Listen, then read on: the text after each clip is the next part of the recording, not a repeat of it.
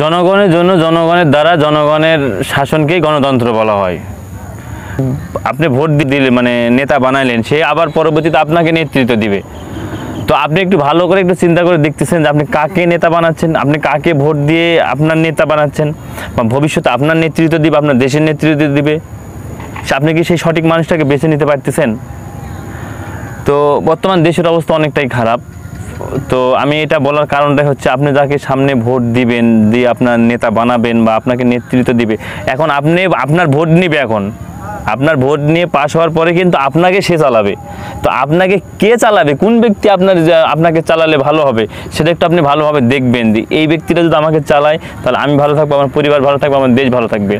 তো সঠিক ব্যক্তি একটু করে নিয়েন ভাই। 10 কেজি 5 কেজি চালের জন্য, ইলিপের চালের জন্য এমন কোনো নেতার সঙ্গে ঘুরেন না যাতে আপনার ভবিষ্যৎ, আপনার দেশের ভবিষ্যৎ সব কিছু আপনার নষ্ট হয়ে যায়।